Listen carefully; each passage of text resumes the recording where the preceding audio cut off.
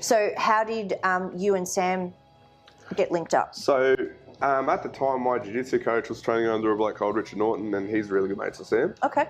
And we were looking for a striking coach, and we didn't want just anyone. I was doing my striking in Bendigo with a pretty good guy, really good standard and stuff. But we just wanted the best of the best. And a few names got thrown up in the air to take the place. But once I heard Sam, the first K1 fight I ever watched was Sam Greco and Ray Cepho. So it was pretty cool. I was like, you know, I want to be like him one day. yeah. Well, that's what I said. One day I'll meet him. Yeah. And look at this. Well, he's so well known around Melbourne too. Yeah. You know, because of his career. So. Yeah. Well, he's more well known in like overseas in Japan and stuff than he is in Australia, and that's saying something. Well, very true. Very true. Oh, that's awesome. And what's your relationship like? He's like. Bearing in mind, I've just come in and I've heard most of the conversations been swearing. He's a fuck. There's a lot of love here. He's the worst bloke you'll ever meet. I fucking hate him. Nah, Sam, well, honestly... He said the same things back to him, so there's a lot of mutual love there. I actually mean it. Sam, he's not just... To me, he's not just the coach. Like, there's been times where this sport's very challenging, and not just physically, mentally, but financially too. And there's been times where I haven't been able to buy my own food. I haven't been able to afford it, and as soon as he found out about that, he said, "Come in, fed me, put a roof, like, pretty much put clothes on my back at some points in my career." So he's more than just a coach to me. Yeah, so. And I guess that's an important part of the process. He's still okay. But I guess that leads me into that coaching-fighter relationship. You know, if you're looking for someone. If any of the guys out there today are looking for a new coach or looking to take that next step and they're not feeling it with their current coach, what do you recommend? What do you recommend to look for? But also, why is the right relationship so important? Finding that right person. Well, there's a lot of good coaches out there. There's a lot of good martial artists and good guys that can fight, that can teach it. Yeah. But there's not many guys out there that can sort of take you under their wing. Yeah. I think that's the most important part. If Sam doesn't know something, he won't pretend to know it. He'll point me in the right direction and go, "Look, you need to go see this guy." And same with my jiu-jitsu coach, Stewie. Yeah. That's why he brought Sam in. Yeah. Stewie could have taken all the credit and said, "Oh, look what I've done," but no, he said, "Look, you need to go out and find the best guys." I still go back and train with Stewie once a week. He's amazing at jiu-jitsu. Yeah. But we brought in guys, and you need. You can't have guys that try and hog you. Yeah. Because not everyone knows everything. I don't care who you are. Yeah, I think that's very important, and it's also good if you're training in different places with different people. You've got that diversity of training partners as well, 100%. So that you're not up against the same. And in a lot of gyms, there's only maybe 3 or 4 top guys. Then you've got a level of amateurs, and then you've got all the novices or the fitness people that just come in out of a punch. Yeah. So it means that you're kind of getting out of your comfort zone and like you do, working with the boys at Resilience. Yeah, well, on a Monday, Wednesday, and Friday at Resilience, we'll have from 5 to 10 pros. Yeah. That's awesome. 8 of them being ranked in the top 10 in the country. Yeah. Some of them ranked in the top 10 in the world. And they're all really nice guys too, like happy to help. And there's not one easy around. Yeah. You might be bigger than someone, but if you try and get their strength, or like say we want to go with the small guys, I try and work my speed. Yep. You're always going to learn something, and you're always going to pick something up from those guys. It's just that's pretty much what separates us, I think. Yeah. Just the fact that we're all willing to drop our egos and just come in and get the work done. Yeah. Yeah. So, and you recommend that to other guys to kind of reach out. You have to. If you don't branch out from your comfort zone, and you're the biggest in your gym, you're just a big fish in a small pond. Yeah, I think that's why a lot of the guys also go over to the States or go over to Thailand and things like that. Yeah, we've got everything we need here. Yeah, and as the industry grows as well, 100%. We'll have even more of it, and they'll have people coming here. Like it's good to go experience stuff overseas and stuff, but you don't have to. Yeah.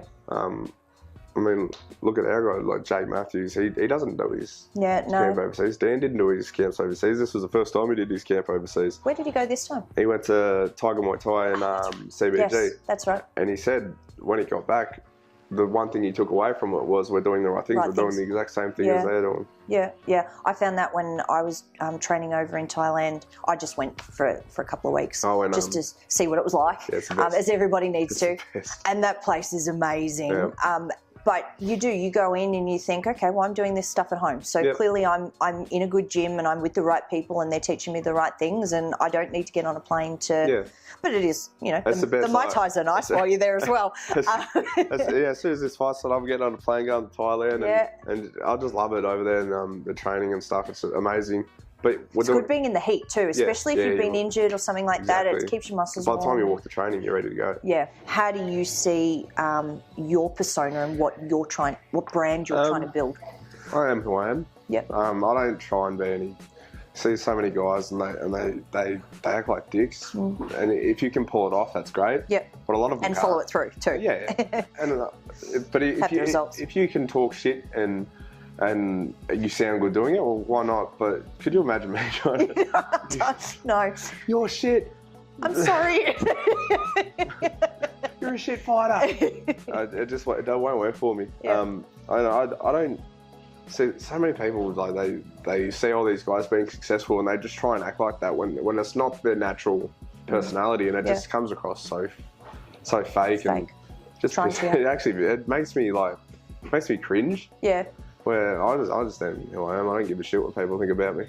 Yeah. So what are you doing to help build your brand? Are you doing social media? Or have you got a website? What are you planning with that? That's the pretty much phase 2. Yep. We got all the wins. We've got everything we need. Yep. Now it's time. You got a lot of content too, a lot of footage of your fights, things like that. Yeah.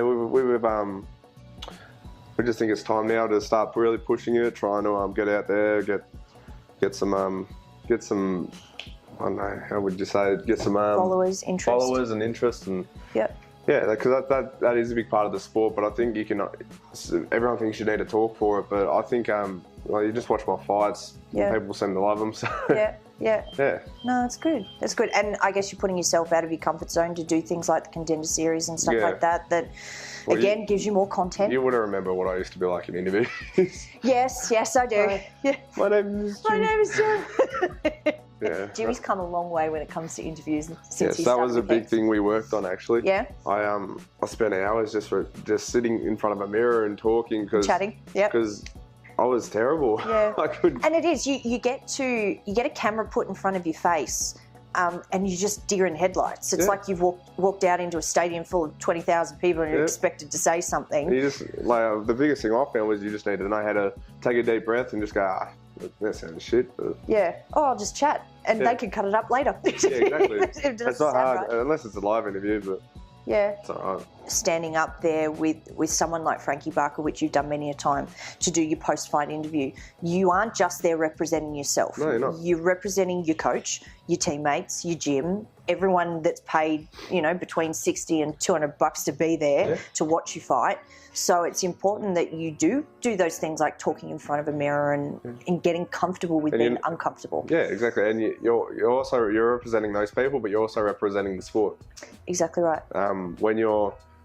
When you're being a fool and being a clown and people from the outside that aren't into this sport, they look at that and they go, oh, those fucking MMA fighters, they're just brutal. They're just brutal. Bash shit out of each other. Yeah. They're barbaric and blah blah blah. Yeah. But I think if more people started just taking the high road and just being, I'll tell you right now, there's 99% of the people in this sport are good people. Great people. They're amazing people. Most of the time.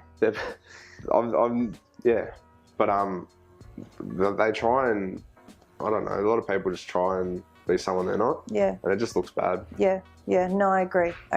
And, it's like with that whole personal development thing, you've got to be able to actually practice, just like you do with your MMA, things like social media, things like, doing interviews. You've got to practice them because otherwise you get out of it and then you get a camera shoved in front of your face and you're like, Yeah, well, if you're doing the right things, Yeah. And then you're like...